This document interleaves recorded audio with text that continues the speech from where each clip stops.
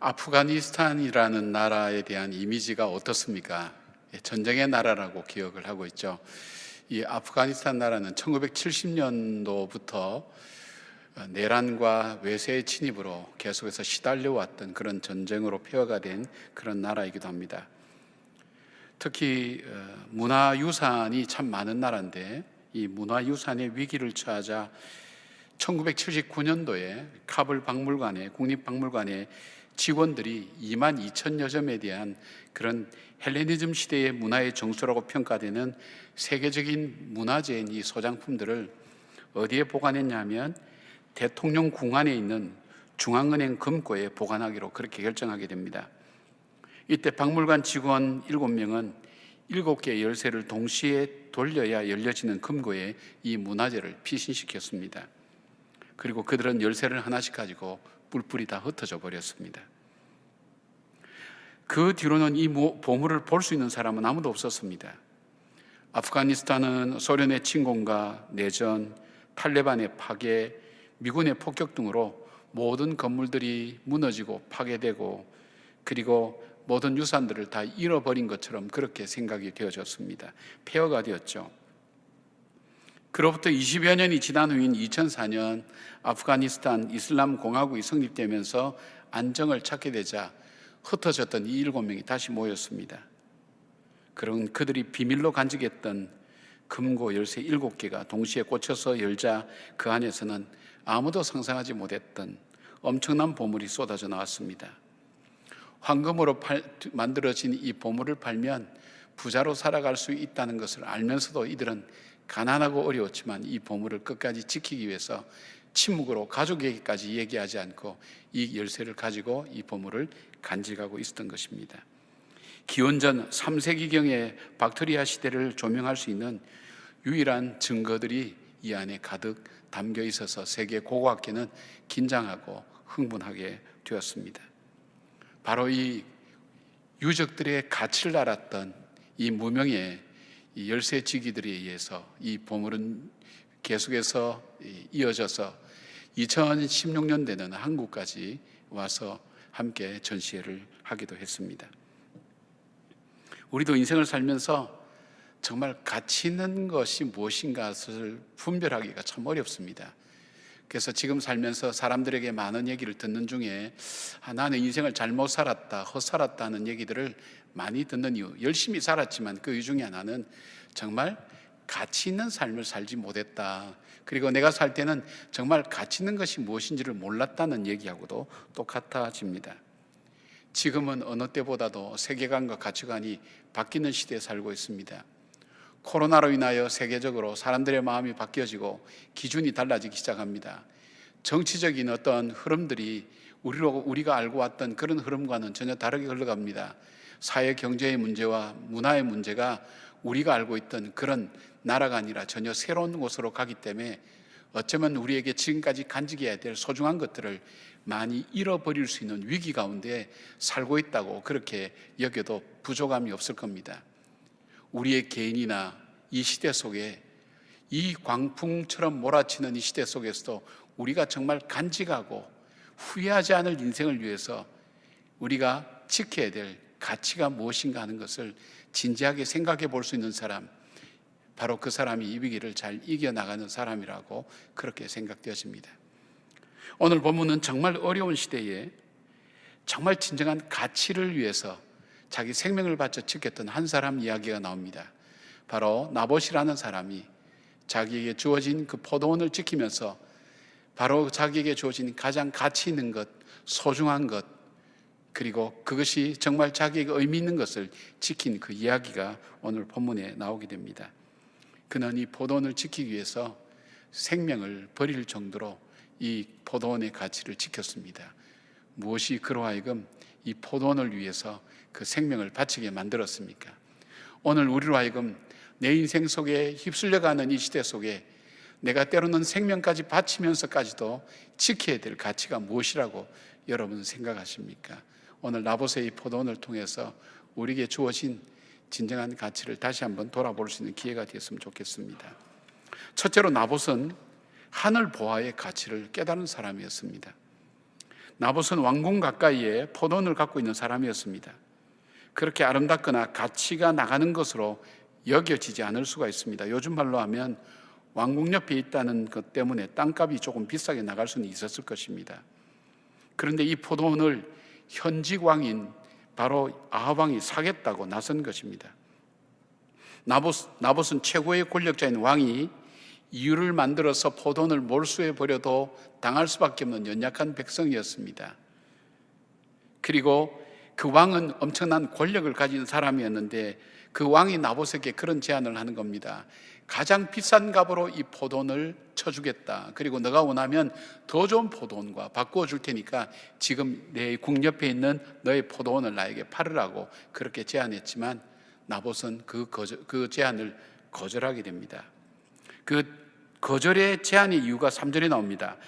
나봇이 아합에게 말하되 내 조상의 유산을 왕에게 주기를 여호와께서 금하실지로다 하니, 사실 더 본질적으로 얘기하면 나봇이 포도원을 왕에게 주는 것을 거절한 것이 아니라 나봇은 하나님의 말씀, 하나님의 계명, 하나님이 우리에게 주신 그 약속들을 지키기 위해서 이 포도원을 왕의 협박이나 위협 앞에서도 그는 지켰던 것입니다. 그는 뭐냐면 그는 이 시대 속에, 이 어려운 시대 속에, 힘든 시대 속에 정말 나로 하여금 후회하지 않게 인생을 살게 하는 것이 무엇인가 할 때 그에게 있어서는 하나님과 하나님의 말씀이었습니다.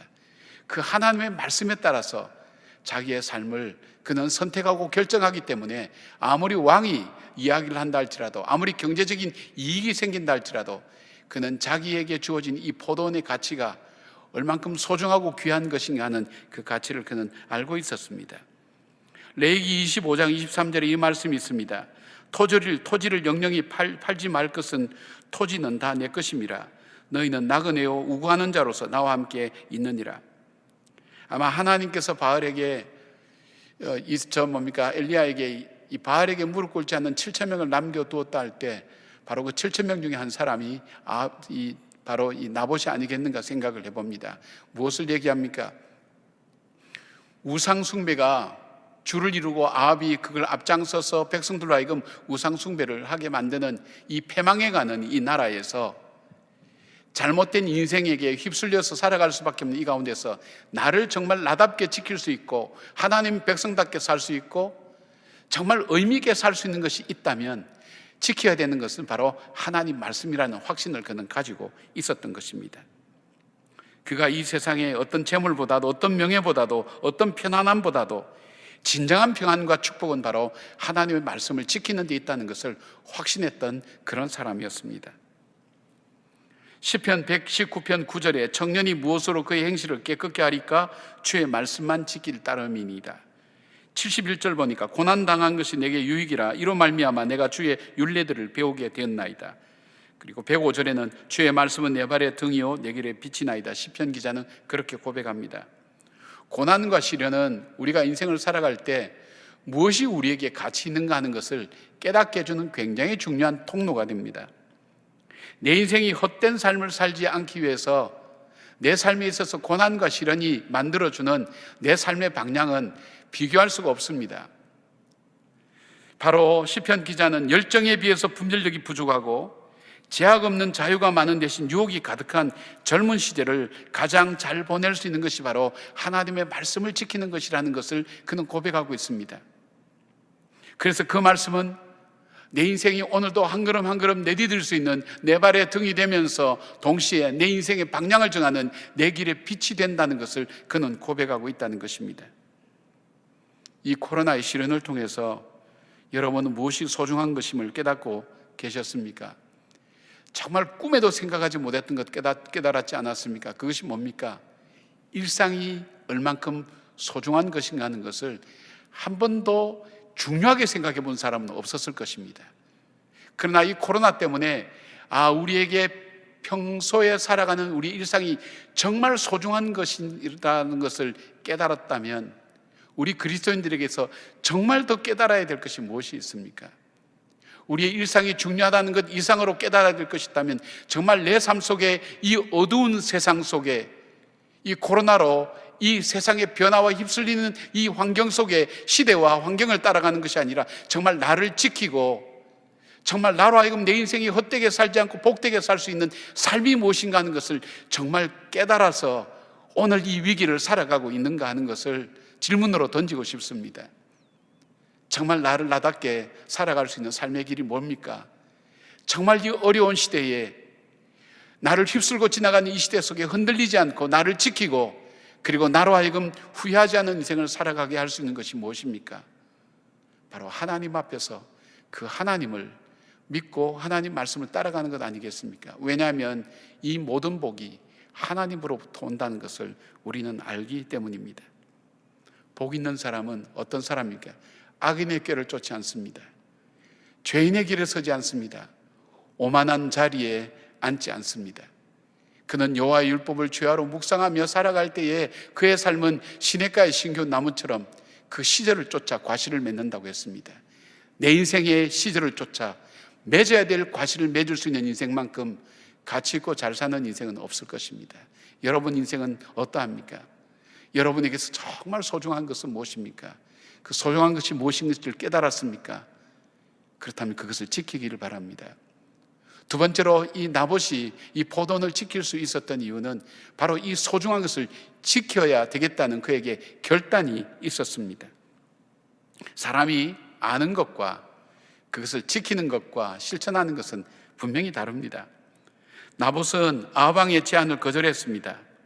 이것을 알았던 왕후 이세벨은 모함을 씌워서 나봇을 돌로 쳐 죽이고 나봇의 포도원을 차지했습니다.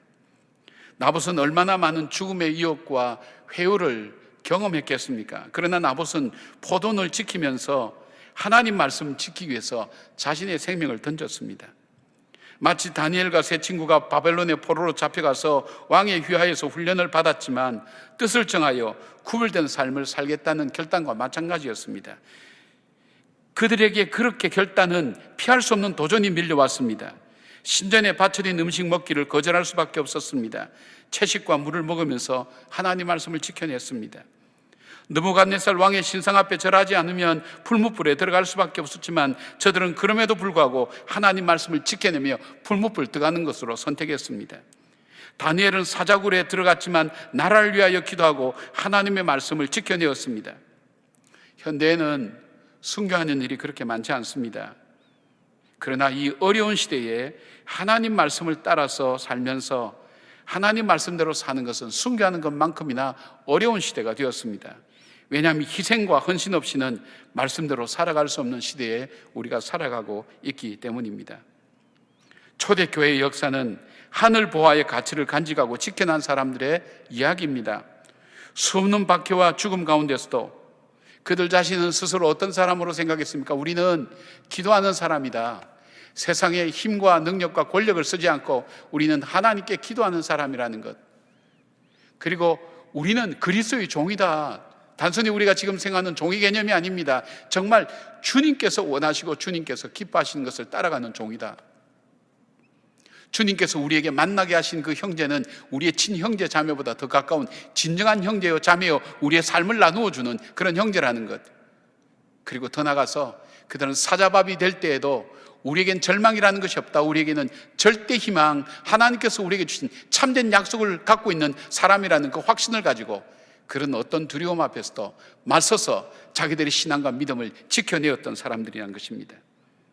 그래서 20명으로 시작한 그리스도가 400년 만에 3천만 명이 될 수 있었던 것은 그들 속에 있었던 세상 사람들이 줄 수 없었던 바로 하늘의 귀한 보화의 가치를 발견한 그 사람들이 그 보화를 찾고 그 보화를 지키기 위한 사람들로 세워졌다는 것을 말하고 있습니다. 몇 년 전 우리 청년들과 국내 선교지를 돌면서 전남 영광에 있는 염산교회와 야월교회를 방문하게 되었습니다. 같은 지역에 있는 이 두 교회는 세계 역사상 유래를 찾아볼 수 없는 전 교인이 순교를 당한 교회도 있었고, 염산교회 노병재 집사님은 한날에 그 형제와 일가 22명이 한꺼번에 공산당에 의해서 순교를 당했습니다. 교인들은 4kg 내지 5kg 되는 돌멩이를 목에 매달고 손이 뒤로 묶여져서 바닷물 속으로 한 명씩 발로 차여서 들어가면서 그 바다 속에서 수장되었습니다.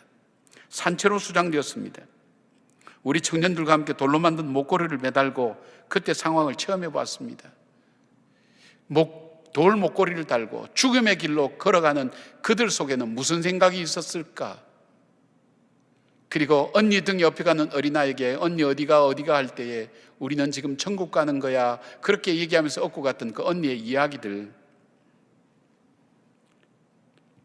그리고 교회를 불태울 때 그 불 속에 뛰어들어가서 생명을 걸고 하나님 말씀을 전하는 강대상을 끄집어내었던 청년, 바로 기삼도 청년, 그 청년도 폭도들에게 생명을 빼앗겼습니다. 예배당이 사라지고 교인 대다수가 거의 희생된 이 상황 속의 염산교회는 순교한 다음인 1951년도 2월 달에 살아남은 소수의 교인들이 바로 염산 농업 창고에 항아리 속에 숨겨둔 성경책과 찬송가를 내어서 감격적이고 눈물의 예배를 그들이 하나님 앞에 드렸습니다. 순교자 김방호 목사님의 가족 중 유일하게 살아남은 둘째 아들인 김익 전도사님은 이 무렵 돌아와서 아버지의 뒤를 이어서 염산교회 4대 교역자로 섬기게 부임하게 되었으면 그가 부임 설교가 이것이었습니다. 나는 이곳에 내 형제 부모 형제들의 원수를 갚으러 왔습니다. 원수 갚는 것이 무엇이겠습니까? 그들을 예수 믿게 해서 천국 가게 하는 것이 하나님 앞에서 참된 원수 갚는 일이 아니겠습니까? 여러분도 저와 함께 이 일에 힘을 합쳐 주십시오. 증오와 미움으로 가득 찼던 바로 그들의 가슴은 눈 녹듯이 녹아버렸습니다. 그리고 그 교회는 다시 새로운 역사를 써가기 시작했습니다. 그 마을은 새로운 역사를 써가기 시작했습니다. 그들은 천국 보화의 가치를 발견하고 그 보화를 지켜내었던 사람들입니다. 죽음으로 이 복음이 육신의 생명보다 더 귀중한 것을 지켜냈던 사람, 미움과 증오보다 사랑과 구원이 더 가치 있는 삶이라는 것을 지켜내었던 바로 그 사람들이었습니다. 나봇은 하나님께서 주신 귀한 축복의 분깃을 지켜내었습니다. 오늘 하나님께서 우리에게 주신 축복의 분깃이 무엇입니까? 그 가치를 아시나요? 내 생명의 가치를 아시나요? 그냥 내 생명이 귀하니까 살아있으니까 내가 귀하다고, 그것이 아니라 지금도 자기 생명을 태우면서 살아간 사람 많아요. 마약을 하기도 하고 정상적인 관계를 맺지 못하고 자기 몸이 병들도록 살아가는 사람들이 얼마나 많은지 모릅니다. 내 생명의 가치가 얼만큼 소중한지 몰라요. 하나님 주신 이 생명의 분깃의 축복을 몰라요. 가치를 몰라요. 내 가족과 내 가정의 가치를 몰라요. 교회의 가치와 가정을 몰라요. 예배의 가치와 가정을 몰라요. 이 나라와 이 민족이 얼만큼 가치고 의미가 있는 것을, 그 가치를 몰라요. 그 가치를 안다면 지켜내야 됩니다. 사랑하는 여러분, 우리는 가정을 지켜내기 위해서 어떤 희생을 치릅니까? 우리는 가족을 지키기 위해서, 또 일제강점기에 이 나라를 지켜내었던 일꾼들을 길러낸 기독교 학교를 지키기 위해서 우리는 어떤 기도를 하고 있습니까? 불타는 교회에서 말씀의 강조성을 구해낸 청년처럼 오늘 우리는 하나님 말씀과 성전을 진심으로 사모하며 예배하는 사람들입니까? 복음의 그 가치를 알고 복음의 능력을 세상 속에 증가하는 그 삶을 우리가 살고 있는가 하는가 하는 것입니다. 나봇은 자기 포도원의 가치를 알았습니다. 그리고 그것을 지켜내었습니다. 그 시대 속에, 그 어려운 시대 속에 하나님 말씀을 지켜내며 그는 굳굳이 말씀을 따라 자기의 삶을 선택하며 세상을 이기며 나갔던 하나님의 사람이 되었던 것입니다. 자, 나봇은 또 어떤 사람입니까? 세 번째로, 나봇은 하늘 보화의 가치를 증가하는 삶을 살았습니다. 나봇은 이세벨의 지시를 받은 그의 성읍 장로들과 귀족들에 의해서 모함당하고 불량배의 손에 돌에 맞아 성문 밖에서 죽었습니다. 이것으로 나봇의 삶은 끝이 나고 이 사건은 언론과 귀족들과 성읍 장로들의 침묵 속에 묻혀져서 잊혀져 가는 사건처럼 그렇게 여겨졌습니다. 그러나 그의 죽음은 하나님께서 그 어두운 시대 속에 이 나봇의 피를 흘리게 만들었던 이 아합과 이세벨이, 그리고 그에 속한 사람들이 어떻게 하나님의 심판 속에 살아갈 것인가 하는 것을 증거하는 증인으로 바로 이 나봇은 하나님 앞에 쓰임을 받게 된 삶이 되었습니다. 죽음이 끝이 아니라 그 죽음까지 사용되어서 하나님의 거룩한 역사를 드러내는 증인으로서의 삶을 살았던 것을 보게 됩니다. 열왕기하 10장 17절 바라보면 아합과 그의 아들들, 아합에게 속한 사람들을 다 죽고 난 다음 바로 이렇게 기록하고 있습니다. 성경은 사마리아에 이르러 거기에 남아있는 바 아합에게 속한 자들을 죽여 진멸하였으니 여호와께서 엘리야에게 이르신 말씀과 같이 되었더라. 그 당시에는 이 사건은 거기서 끝나는 것 같았지만 하나님은 이 사건을 통해서 하나님의 말씀이 어떻게 구체적으로 이루어지는가를 증거하는 증인으로서의 삶을 이 나봇은 살아갈 수가 있게 된 것입니다. 여러분, 우리가 하나님 말씀을 따라 이 어려운 세상에 살아가게 될 때에 말씀을 지키며 살아간다는 것 쉽지 않습니다.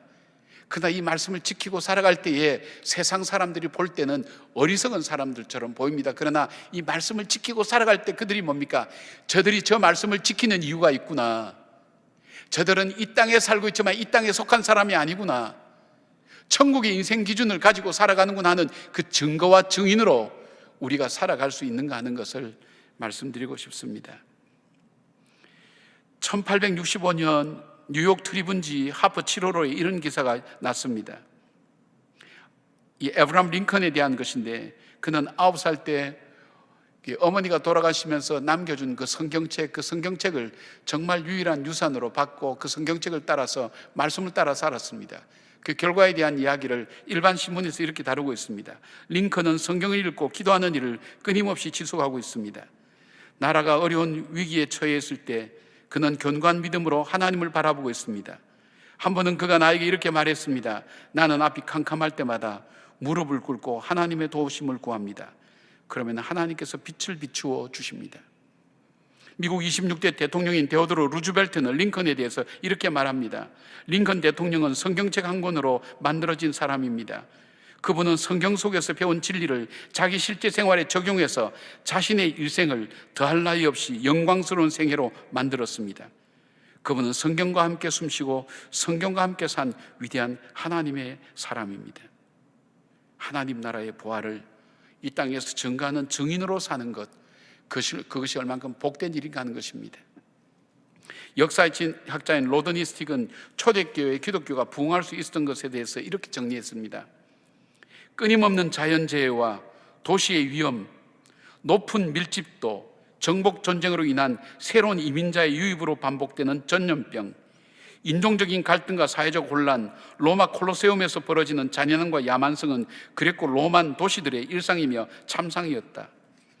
그러나 그 안에서 보여준 기독교인의 미덕, 저들이 얼마나 서로 사랑하는가를 보라고 감탄하게 했던 성도 간의 사랑, 고대 사회에서는 이상하게 비칠 정도로 가족과 민족을 넘어 낯선 민족에게도 확장되었던 자비와 긍휼, 애착관계와 신뢰에 근거한 사회적 안전망 및 생존율의 확대, 이 모든 것을 가능하게 해준 교리의 힘, 다른 종교가 설명하지 못했던 전염병과 같은 재난에 대한 해석과 실천적 해석 등이 안디옥과 같은 비참한 속에 있던 도시를 재활성시켰다. 초대교회 교인들이 보여줬던 삶의 모습이었습니다. 이것은 미국이나 초대교회만 있었던 것이 아닙니다. 바로 우리나라 선교 초기에도 세문안교에서 일어났습니다. 1895년 여름, 서울에는 무시무시한 전염병 콜레라가 돌기 시작했습니다. 이미 1821년에 한번 돌아서 거의 치사율 80 내지 90%에 이르는 치명적인 어려움을 겪었기 때문에 이 콜레라는 사람들에게 굉장한 두려움과 무서움을 주었습니다. 그 당시에는 거의 다 죽는 병이었습니다. 어려 선교사인 에비슨 선교사의 지혜로운 방역 지침과 그리고 조선인 자원봉사단이 구성이 되어서 함께 활동을 했고, 이 선교사 언더우드는 형의 도움으로 서대문 밖에 콜레라로 고통받고 있는 환자들을 위한 보호소를 만들어서 운영했습니다. 이때 세문안교회 교인들이 많이 참여하게 되었습니다. 병으로 죽은 시체들을 장사 지내고 병 중에 있는 환자들을 치료하여 주었습니다. 끝일 줄 몰랐던 이 콜레라는 7주 만에 그 기세가 꺾이기 시작했습니다. 1821년 일어난 콜레라는 치사율이 80 내지 90%였지만 1895년에 일어난 콜레라는 10명 중에 6명이 목숨을 건지게 되었던 것입니다. 이후에 정부에서 언더우드에게 미국 공사를 통해서 공식적으로 감사하게 되었고, 봉사했던 한국인 봉사단원에게 적절한 사례를 냈습니다. 이 사례를 받은 사람이 이렇게 생각했습니다. 이 귀한 돈을 우리가 우리 임의대로 쓸 수 없다고, 이걸 가장 값지게 쓰다고, 그렇게 해서 내어놓은 돈이 바로 이 세문안교회를 건축하는데 건축원금으로 이들이 다 내게 되었습니다. 당시 교회 건축으로 어려움을 겪고 있던 세문안교회가 가장 좋은 기어와 재료를 사용해서 아름다운 교회를 짓게 되었던 것입니다. 한국교회 초기에도 이런 일이 있었습니다. 사실 우리 교회는 성탄절마다 또 부활절마다 어려운 이웃들에게 기쁨 나누는 상자와 그리고 사랑의 쌀을 우리가 오래전부터 해왔습니다. 아마 사랑의 쌀은 1993년부터 시작을 했고 본격적으로는 2007년부터 했지만은 그 전부터 조금씩 해오다가 2007년부터는 우리 기쁨 나누는 상자와 함께 본격적으로 하면서 지금까지 계속 이어져서 꾸준히 해왔습니다. 우리는 금년에는 우리가 이것 때문에 논란이 있었습니다. 사랑의 쌀을 해야 되느냐, 우리 교인들도 어려울 거다 생각하고 당에서 논란이 있던 끝에 그래도 우리는 해야 될 것은 하자고 그렇게 결론을 내려서 수량을 7,000포가 아닌 5,000포로 잡았습니다. 그리고 이 이상 나오지는 않을 거라고 생각했습니다. 그러니까 1억 이상의 헌금이 나오기는 어려울 거라고 생각했습니다. 오늘 아침 집계가 5,700포입니다.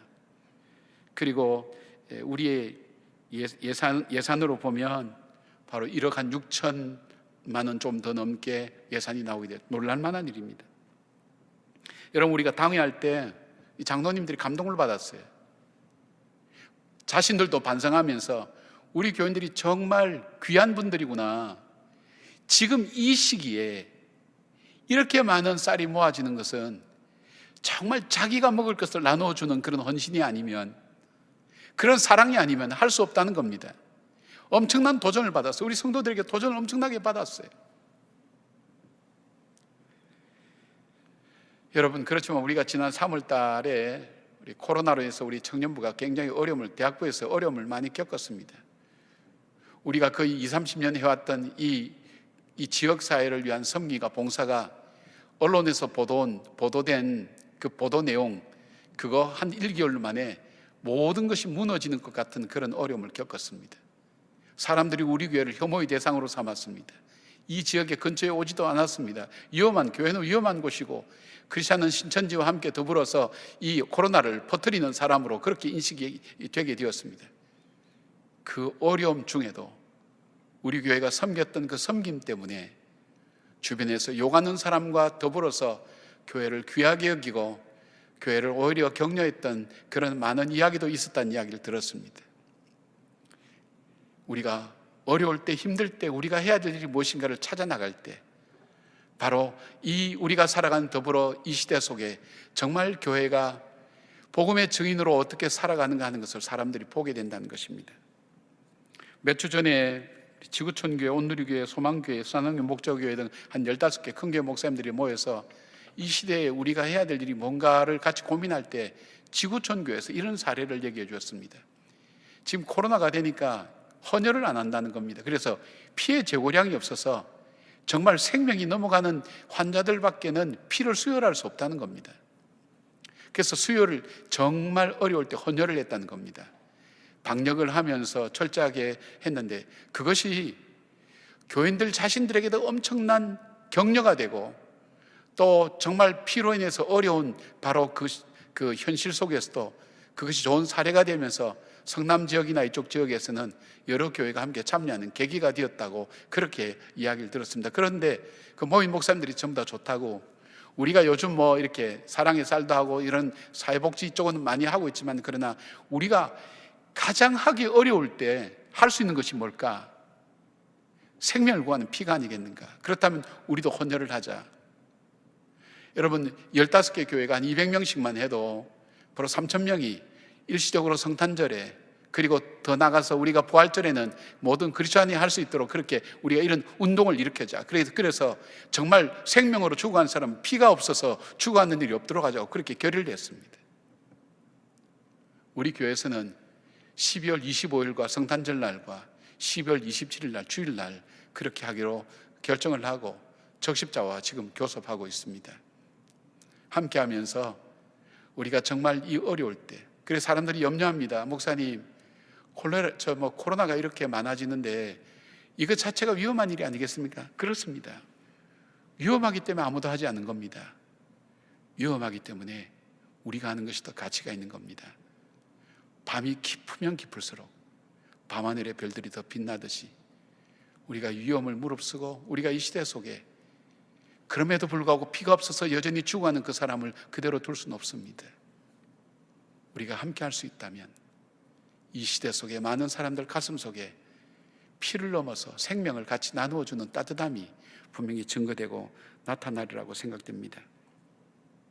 피로 회복이라는 것, 보혈의 피로 회복되는 것. 성탄절 자체가 예수님께서 우리에게 오셔서 우리의 죄를 위해서 그 보혈의 피로 우리를 회복시켜 주시고 하나님의 자녀의 자리로 회복시켜 주시고 우리를 구원해 주신 귀중한 사건이 아니십니까? 이 피를 우리가 함께 나눔으로 인해서 예수 그리스도의 구원의 소식을 증거하는 바로 이 일들이야말로 이 코로나 시대를 살아갈 때 우리가 해야 될 마땅한 일이라고 생각합니다. 사랑하는 여러분, 우리 교회는 어느 교회보다도 청년들이 많습니다. 단순한 자랑이 아닙니다.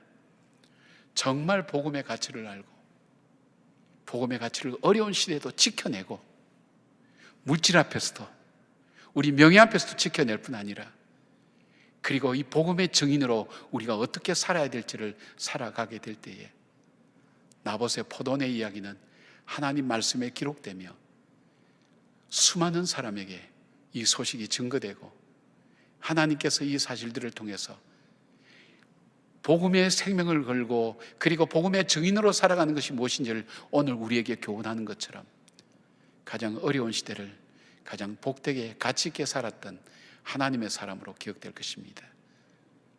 그 믿음이 나봇의 포도원, 우리에게 허락하신 우리의 풍기신 나봇의 포도원, 여러분은 어떻게 관리하고 계십니까?